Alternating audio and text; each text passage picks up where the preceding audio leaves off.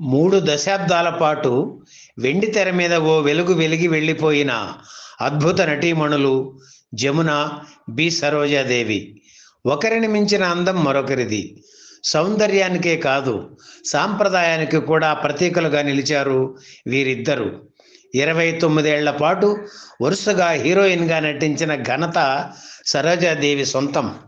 25 ఏళ్ల పాటు హీరోయిన్గా వెలిగిన జమున తెలుగులో 2 తరాల నటుల సరసన నటించి చరిత్ర సృష్టించారు. సరోజాదేవి, జమున మంచి స్నేహితురాళ్ళు. చివరి రోజుల వరకు వీరి మధ్య స్నేహబంధం కొనసాగింది.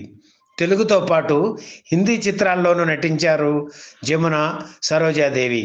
అయితే ఓ హిందీ చిత్రంలో జమునను తీసేసి సరోజాదేవిని హీరోయిన్గా తీసుకున్న విషయం మీకు తెలుసా? ఆ వివరాలు ఈ వీడియోలో చూద్దాం. అగ్ర కథానాయకులు ఎన్టీఆర్, ఏఎన్ఆర్ కళాభారతి జమునతో కలిసి ఇక నటించకూడదు అని గట్టి నిర్ణయం తీసుకున్న తరుణం అది. దీని ప్రభావం జమున కెరీర్ మీద బాగానే పడిందని చెప్పాలి. ఎన్టీఆర్, ఏఎన్ఆర్ సినిమాలు లేకపోవడంతో అప్కమింగ్ హీరోల చిత్రాల్లో నటించాల్సిన పరిస్థితి ఏర్పడింది. చిత్ర ప్రముఖులు జమున వంక జాలిగా చూడడం తప్ప ఎన్టీఆర్, ఏఎన్ఆర్లను ఎదిరించి ఏమీ చేయలేని పరిస్థితి అది. అటువంటి టైంలో దర్శక నిర్మాత ఎల్వి ప్రసాద్ వరుసగా 3 హిందీ చిత్రాల్లో జమునను హీరోయిన్గా తీసుకొని అందరినీ ఆశ్చర్యపరిచారు. ఈ విషయం తెలియగానే తంతే వెళ్ళి బూరెల బుట్టలో పడ్డావులే జమునమ్మ అని అభినందించారు హాస్య నట చక్రవర్తి రేలంగి. ఆ హిందీ సినిమాలు ససురాల్, హమ్ రాహీ, మిలన్. మొదటి 2 చిత్రాల్లో రాజేంద్ర కుమార్, మిలన్లో సునీల్ దత్ హీరోలు.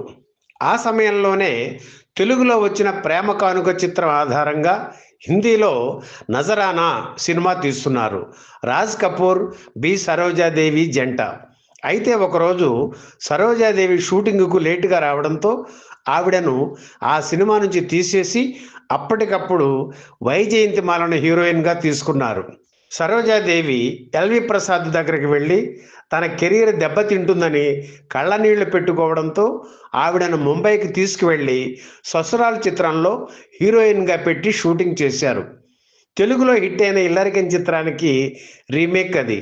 జమునకు సమాచారం కూడా ఇవ్వలేదు.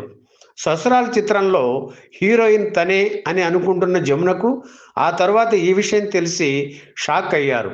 వెంటనే ఆవిడ ఎల్వి ప్రసాద్ గారిని కలిసి, నాన్నగారు ఏమిటిదంతా, అసలే నేను ఇక్కడ గొడవల వల్ల ఇబ్బందిగా ఉన్నాను, నాకు ఆశ పెట్టి అగ్రిమెంట్ చేసి కూడా మీరు ఇలా చేస్తే ఎలా?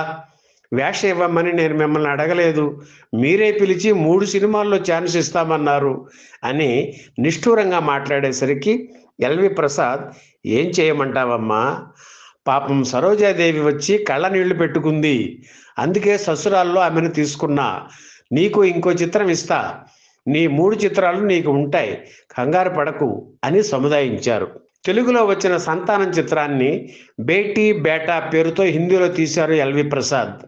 సంజయ్ దత్ హీరోగా నటించిన ఈ చిత్రంలో జమున కథానాయకుగా నటించారు. ఆసక్తికరమైన విషయం ఏమిటంటే ఇందులో కూడా సరోజాదేవి నటించడం. ఈ వీడియో మీకు నచ్చితే లైక్ చేయండి, షేర్ చేయండి, వెంటనే సబ్స్క్రైబ్ కూడా చేయండి.